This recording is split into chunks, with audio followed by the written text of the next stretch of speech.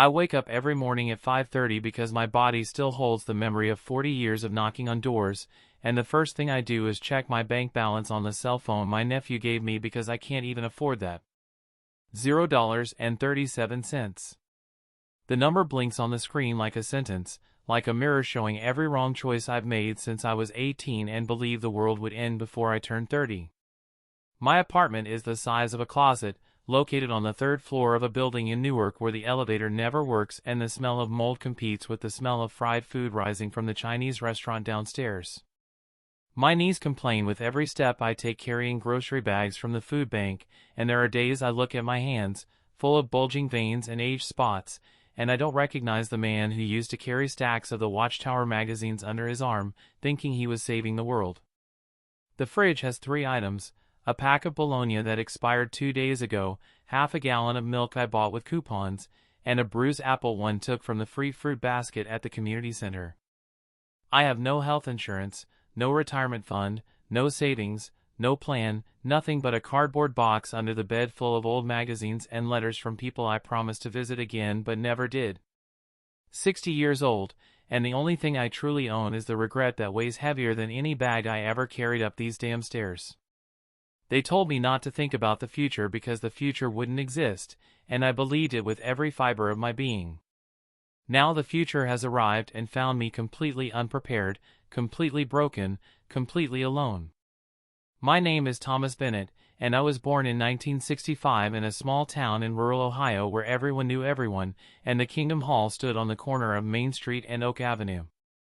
My mother took me for the first time when I was 6, right after my father abandoned us, and she was looking for answers to questions a child didn't even know how to ask yet. I grew up sitting on those hard benches hearing about Armageddon and paradise on earth, drawing pictures of lions and lambs in the margins of my Bible while the elders spoke about the last days being so close we could almost smell them. When I turned 18 in 1983, they baptized me in a borrowed school swimming pool, and I remember diving into the water thinking I was diving into a life of purpose and truth, not knowing I was drowning in promises that would never be fulfilled.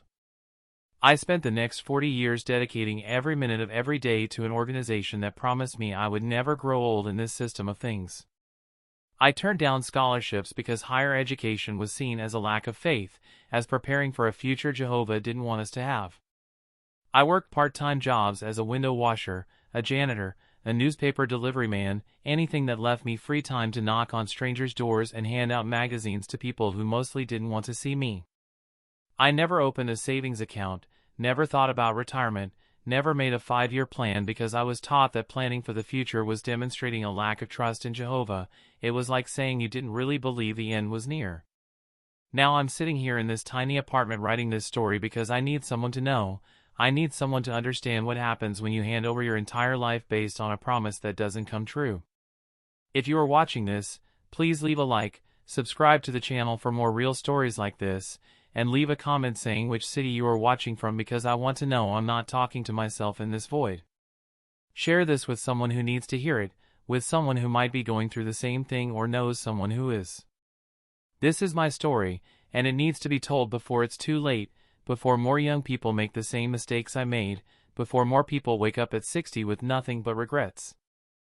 I was 12 when I saw my first elder get disfellowshipped and the entire congregation turn their backs on him as if the man had ceased to exist. Brother Patterson was his name, a kind fellow who worked in carpentry and always had peppermint candies in his pocket for the kids after meetings. One day he was there greeting everyone at the Kingdom Hall. The next week his name was announced from the platform, and no one could speak to him anymore, not even look in his direction, or answer if he said good morning on the street. My mother yanked me by the arm when I saw him in front of the supermarket weeks later and he waved at me. She dragged me into the store and explained that he had become an apostate and that talking to apostates was like opening the door for Satan to enter our lives. I learned early on that obedience was more important than compassion, that following the organization's rules was more important than following your own heart. At school, I was the weird kid who didn't sing the national anthem, didn't participate in birthday parties, who sat alone in the hallway during Halloween and Christmas celebrations while the others ate candy and exchanged gifts. I had a history teacher named Mr. Davidson who always tried to include me, who tried to ask me questions about what I believed in a respectful way, but I had been trained to see these questions as traps, as Satan's attempts to plant doubts in my young mind. I memorized all the answers from the book, reasoning from the scriptures. I had arguments ready for every objection. I could cite Bible verses like a lawyer cites case law. When I reached high school, I had a secret girlfriend named Jessica who wasn't a witness, and that was the biggest secret I kept, bigger even than the times I thought about quitting everything and running far away. We would meet behind the library after school, and she would ask me questions about my religion that I didn't know how to answer without repeating what I had heard at the meetings. Why can't you accept a blood transfusion? Why do you think only 144,000 go to heaven? Why have your leaders gotten so many predictions about the end of the world wrong, yet you still believe? Every question she asked was like pulling a brick from the foundation of my faith, and I felt the ground shake beneath my feet, so I would run back to the Kingdom Hall and spend extra hours studying the publications to rebuild that foundation before it collapsed completely. My mother found out about Jessica when she found a note she had given me in my backpack, a simple note saying she enjoyed talking to me and hoped to see me again. My mother's reaction was as if she had found drugs or weapons. She cried and prayed and scheduled a meeting with the elders to discuss my association with bad company. I sat in a back room of the Kingdom Hall with 3 men in their 50s asking me questions about whether I had kissed the girl, if I had touched her, if I had impure thoughts, questions that made my face burn with shame while they wrote everything down in a notebook as if they were conducting a criminal investigation. I never spoke to Jessica again after that night. I started avoiding her in the school hallways, and eventually, she gave up trying to talk to me. Sometimes I still think about her and wonder what life I could have had if I had been brave enough to choose her instead of choosing the approval of men who didn't even truly know me. I graduated high school in 1983 with average grades and no plan for the future other than becoming a regular pioneer, which meant dedicating 70 hours a month to knocking on doors and conducting Bible studies. My guidance counselor tried to convince me to apply to colleges, showed me my aptitude test results saying I had potential for engineering or science, but I refused everything because I had just attended an assembly where a member of the governing body had said from the platform that seeking higher education in these last days was like rearranging the deck chairs on the Titanic. Why spend 4 years studying when Armageddon would come before you graduated? Why accumulate worldly knowledge when the only knowledge that mattered was the knowledge of Jehovah? My mother was so proud when I announced I was going to become a pioneer. She hugged the elders at the meeting and said she had finally raised a son who loved the truth above all else. I bought a cheap suit at a thrift store, a synthetic leather briefcase that cracked after 6 months, and started waking up at 5 in the morning every day to prepare my magazines and plan my territory. Ohio was cold in the winter and hot in the summer, and I walked miles every day carrying that heavy briefcase, climbing stairs of apartments that smelled of urine and cigarettes, knocking on doors that never opened or opened only for someone to scream at me to go away.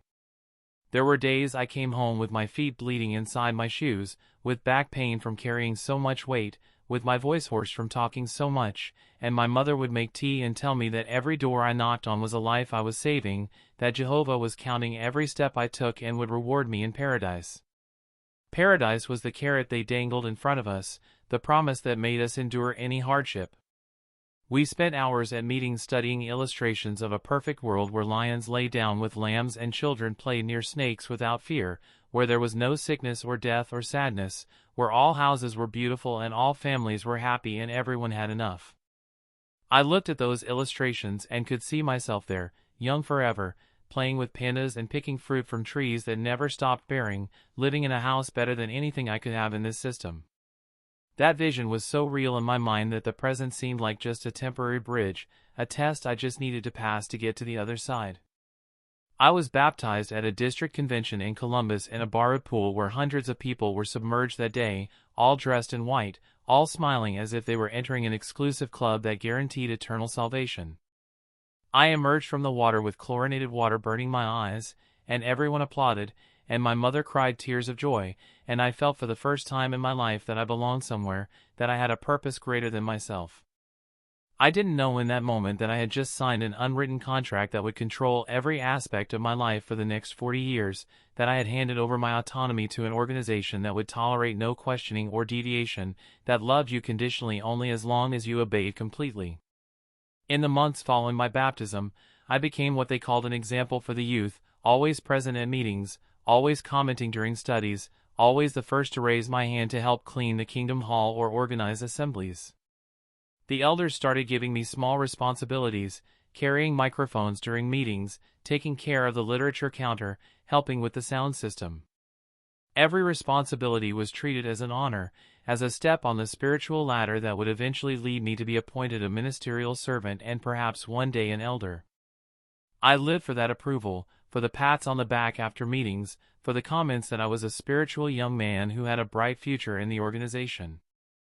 But underneath all that external devotion, there was a small voice that sometimes whispered questions I didn't want to hear. Why would God care if I sang a song about my country? Why would accepting a blood transfusion to save a life offend God when God says He loves life? Why did the organization change its interpretations of prophecies every few years but still insist that only they had the truth? I pushed these questions to the back of my mind as if they were trash that needed to be hidden, prayed asking Jehovah to remove those thoughts, and increased my time in field service, thinking that the busier I was, the less space there would be for doubts. By 23, I had settled into a routine that seemed meaningful but was in reality a hamster wheel disguised as spiritual life.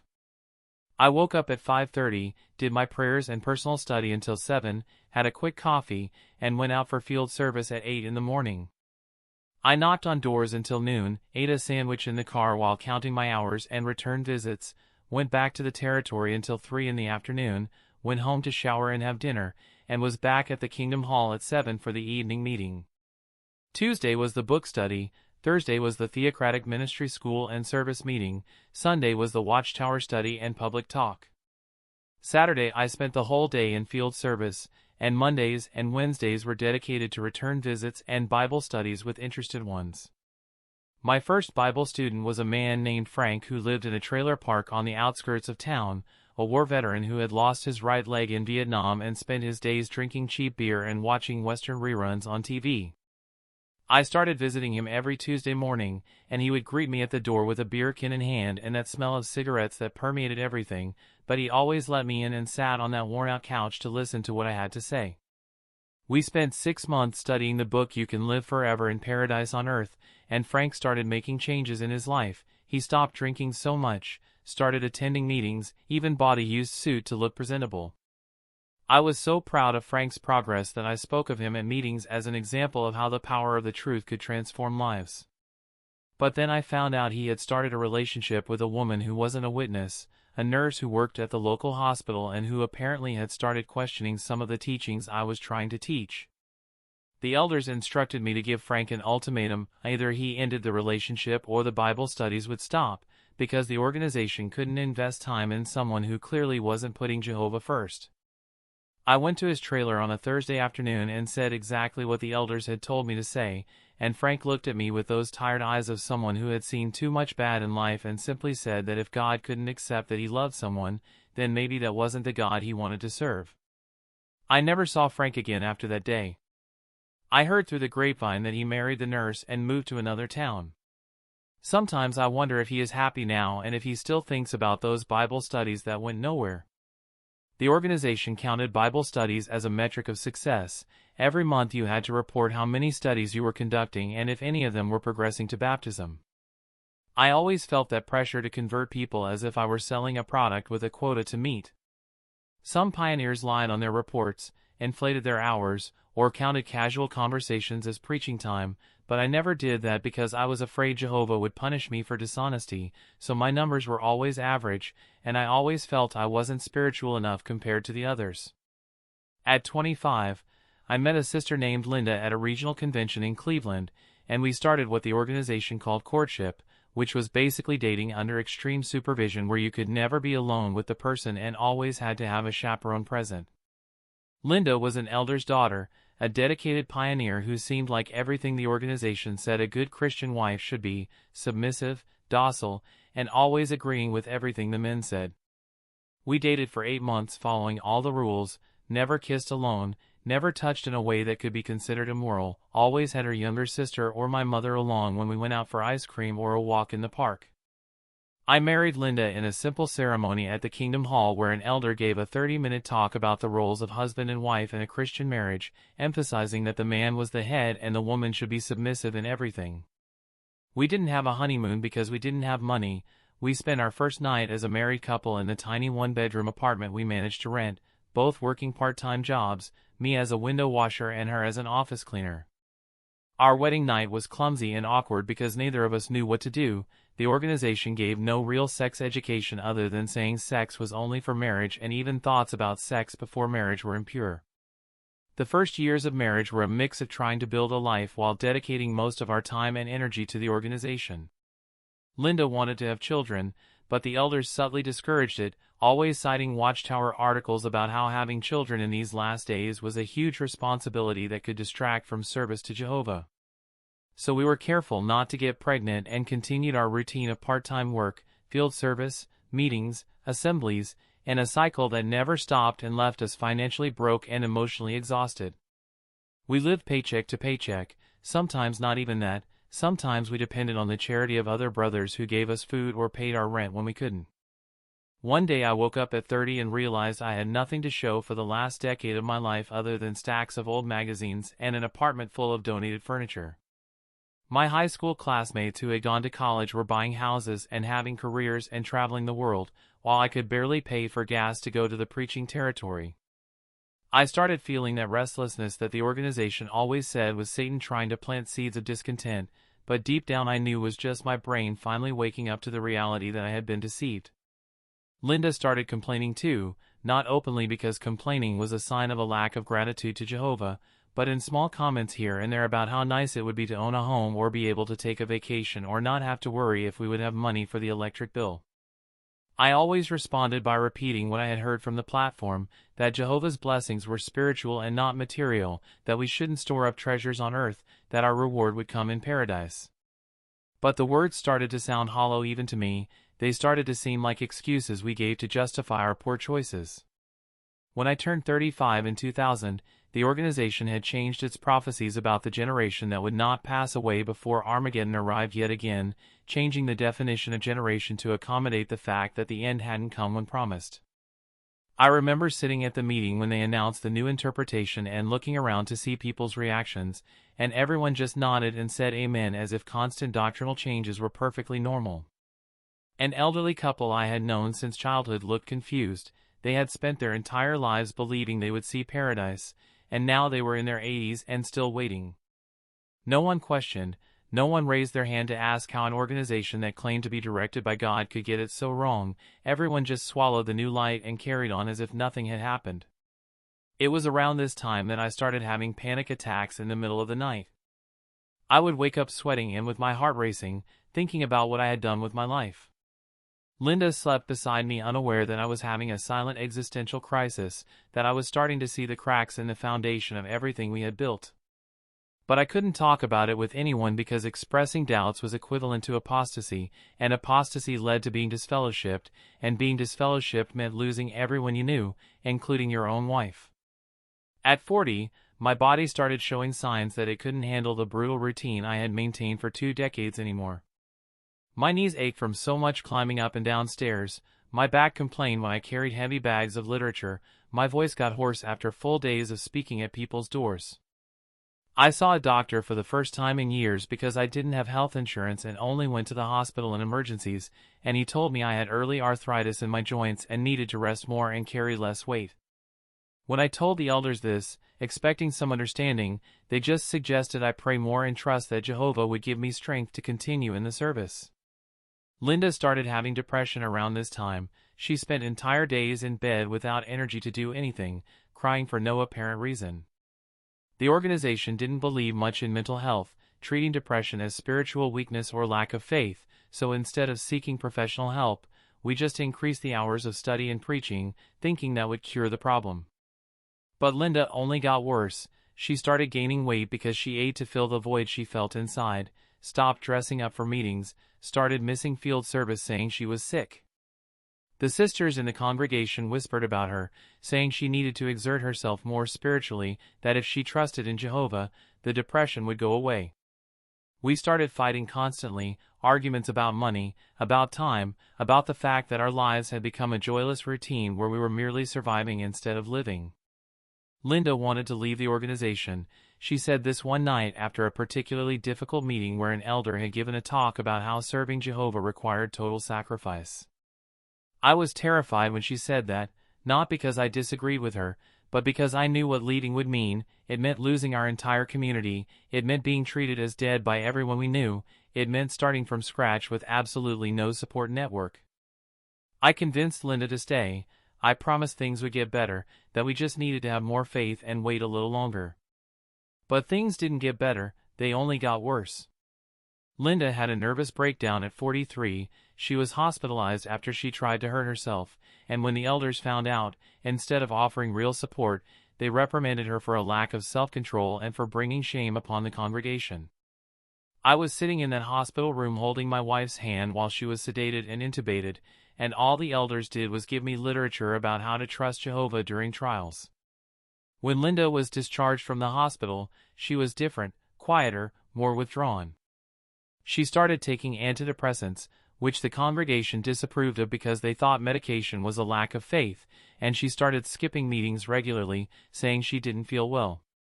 The elders scheduled several meetings with us to discuss her spirituality, asking invasive questions about our intimate life, about whether we were reading the Bible together, about why she wasn't commenting at meetings. Linda just sat there like a statue while they talked, didn't defend herself, didn't explain her pain, just agreed with everything they said and then went home and went back to bed. I was also starting to crumble, working more hours to pay Linda's medical bills but still trying to maintain my preaching hours because if my time dropped too much, I would lose my privileges in the congregation. I slept 4 or 5 hours a night, lived on coffee and cheap processed food, felt my body and mind deteriorating but couldn't stop because stopping meant admitting I had wasted my entire life. At 45, I felt like I was 70, I moved slowly, thought slowly, could barely remember the verses I had memorized as a youth. That was when Linda left me. I woke up one morning and found a note on the kitchen table saying she had gone, that she couldn't take it anymore, that she needed to save what was left of her sanity. She didn't say where she was going, didn't leave a phone number, simply disappeared from my life after 20 years of marriage. I reported it to the elders hoping they would help me find her, but instead, they initiated an investigation process into whether we had biblical grounds for divorce, as if that mattered when my wife was clearly suffering and needed help. Months later I received divorce papers in the mail. Linda had moved to another state and was rebuilding her life away from the organization. Part of me was relieved for her, happy that at least one of us had found the courage to leave, but another part of me felt a bitter envy because I was still trapped in that trap I had built around myself for decades. The elders told me I couldn't remarry unless Linda had committed adultery, and I needed to stay in a state of limbo waiting for evidence of something that, frankly, I hoped she would do soon to free me from that ruined marriage. I spent the next 5 years alone in that apartment that now seemed even smaller without Linda in it, working during the day and going to meetings at night, keeping up the appearances of a faithful servant while inside I was completely empty. I was 50 years old and owned nothing, no savings, no retirement plan, no house, no decent car, no family other than the congregation that treated me well only as long as I obeyed all the rules. I started looking at the elderly in the congregation who had made the same choices as me and seeing my own future, people in their 70s and 80s still working because they had no way to retire, living in tiny apartments or living with relatives who tolerated them but didn't want them. It was during this period that I started searching the internet late at night when I couldn't sleep, reading stories of other people who had left the organization and documenting their experiences. I discovered I wasn't alone, that thousands of people around the world had gone through the same thing as me, that they had sacrificed education and careers and relationships for promises that never materialized. I read about the sexual abuse scandals the organization had hidden for decades, about the constant doctrinal changes that proved they had no divine direction whatsoever, about the shunning policies that destroyed families and drove people to suicide. Every article I read, every video I watched, every testimony I heard was like pulling another brick from the wall that had been built around my mind. I started seeing the organization for what it really was, not a religion directed by God, but a corporate publishing company disguised as a church that controlled millions of people through fear and guilt. I started to understand that I had been the victim of a sophisticated form of mind control that used biblical doctrine to justify psychological abuse and financial and emotional exploitation. But knowing the truth and having the courage to act on that truth were two completely different things. I was 55, with no real professional skills, no college education, no network of contacts outside the organization, no family that would take me in if I left. I was trapped not just by fear of God but by fear of surviving in the real world, a world I had never been prepared for because I was told this world would end before I needed to worry about worldly things like retirement and health insurance and savings. I turned 60 on a rainy Sunday in March, and there was no party, no celebration, just another meeting at the Kingdom Hall where I sat on the same bench I had sat on for 40 years listening to the same kind of talk I had heard thousands of times. The elder spoke about the nearness of the end, using the same scriptures that had been used in the 80s and 90s and 2000s, promising that we were closer than ever to paradise. I looked around and saw faces expressing the same desperate hope I had felt as a youth, and I wanted to scream at them that it was all a lie, that they were wasting their lives just as I had wasted mine. But I stayed quiet because it was easier to stay quiet, because confronting the truth would mean confronting the fact that I had thrown away 60 years of the only life I would have. I went back home after the meeting and sat on the bed looking at that tiny apartment which was all I had to show for a lifetime of sacrifice. The walls were thin enough to hear the neighbors fighting, the carpet was stained and threadbare, the ceiling had watermarks from a leak the landlord never fixed. This was my reward for decades of faithful service, a room where a bed and a dresser barely fit, where I would probably die alone someday without having truly lived. It was on that day I decided I was going to start documenting my story, that I was going to write down everything that had happened so that maybe other people could learn from my mistakes. I bought a cheap notebook at the dollar store and started writing by hand every night, recalling details I had tried to forget, confronting choices I had tried to justify, being honest with myself for the first time in decades. The process was painful like surgery without anesthesia. Every memory was a knife cutting through the layers of denial I had built to protect my ego from accepting that I had been a fool. I stopped going to field service, simply stopped showing up at the meeting points, and eventually, they stopped calling me to ask where I was. I started missing meetings too, first one a week, then two, then all of them. The elders came to visit me a few times trying to encourage me to return, asking the usual questions about my spirituality and my personal study, but I just said I was going through a hard time and needed time. Eventually, they stopped coming too. It was easier to ignore me than to try to truly help me. I got a full-time job for the first time in my life at 60, working as a janitor in an office building in downtown Newark. The pay was minimum wage, but at least it was stable, and for the first time in decades, I wasn't splitting my time between work and preaching. I used those extra hours I used to spend knocking on doors to finally educate myself, checking out books from the library on history, science, philosophy, everything the organization had discouraged me from reading.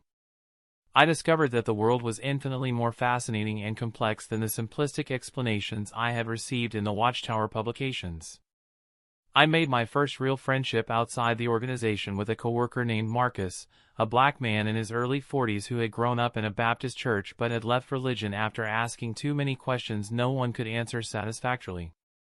Marcus didn't judge me for my story, didn't try to convert me to anything, just listened while I processed decades of indoctrination and trauma. We ate lunch together every day in the basement of the building, eating cheap sandwiches and talking about life and meaning and how to rebuild after everything you believed in turns out to be false. I received an official letter from the congregation informing me that I had been disfellowshipped for inactivity and conduct unbecoming of a Christian, although no one had confronted me directly about anything specific.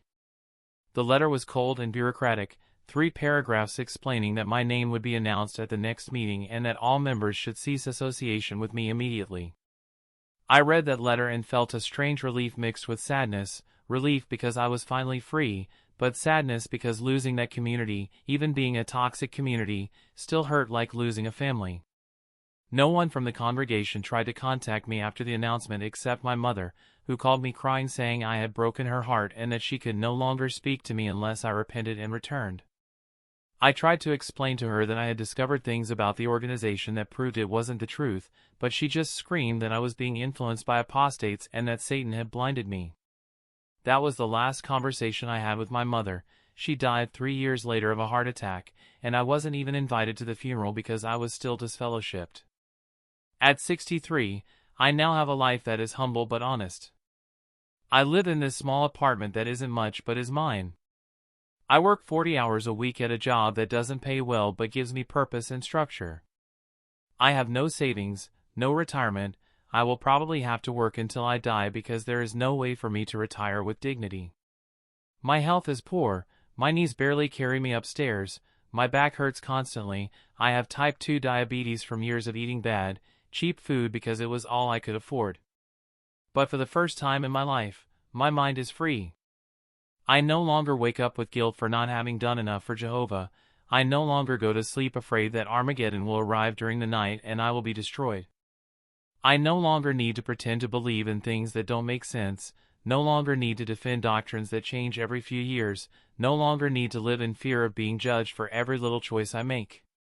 That mental freedom is worth more than any material security I could have had if I had planned my future properly.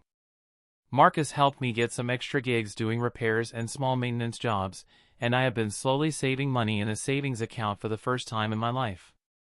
It's not much, a few $100s that will probably go towards some medical emergency eventually, but the act of saving for the future is revolutionary for someone who spent their entire life being taught that planning for the future was a lack of faith.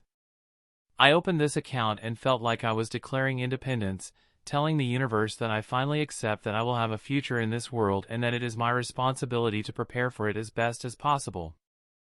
I started attending a support group for ex-members of high-control religions that meets at a public library every Thursday night. Listening to other people tell stories similar to mine made me realize that what happened to me wasn't unique, that there are recognizable patterns of manipulation and control that these organizations use to keep people trapped.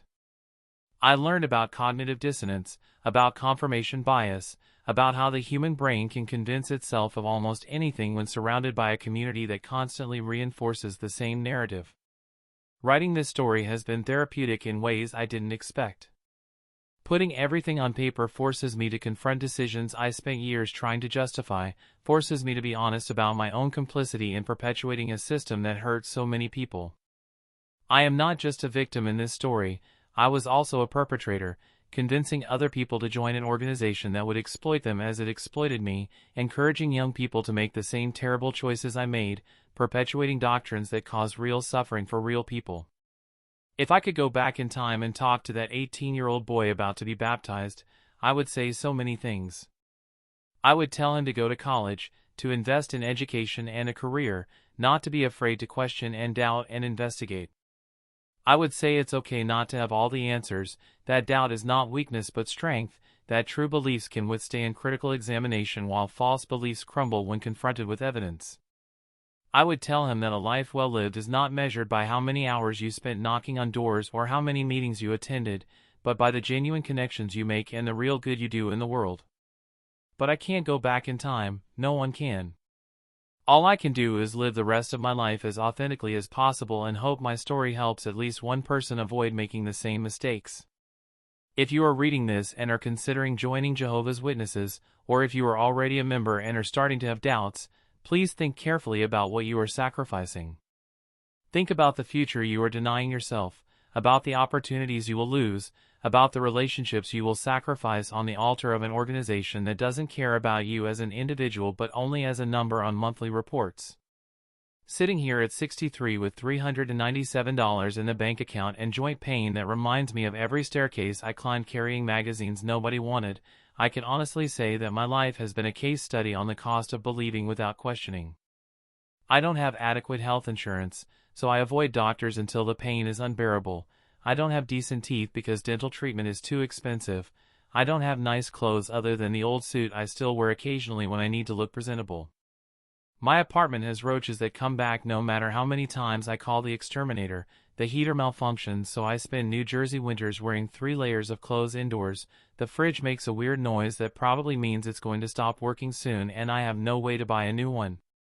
This is the reality of dedicating your entire life to an organization that promised to take care of you in paradise but does nothing to ensure you survive in the present. I look at people my age who plan properly and see the stark difference. They are retiring with pensions and savings, traveling, enjoying their grandchildren, living in comfortable houses with gardens. I am cleaning office bathrooms at 6 in the morning and coming back to an apartment that gets too cold in the winter and too hot in the summer, eating instant noodles and rice because that's what fits the budget, counting the days until the next paycheck hoping no emergency happens before then. But despite all the material hardship, despite the poverty and loneliness and the brutal reality of aging without a safety net, I would choose this life again over continuing to live the lie. There is a dignity in facing the truth even when the truth is hard. There is freedom in living authentically even when authenticity means admitting you were wrong for decades. My mind is mine now, my thoughts are mine, my choices are mine, and that is worth more than any material comfort I could have had by continuing to pretend I believed in something my heart knew was false. If my story saves one person from wasting their life like I wasted mine, if it convinces one young person to go to college instead of knocking on doors, if it helps one father think twice before raising his children in this organization, then every word I wrote will have been worth it, and my suffering won't have been completely in vain.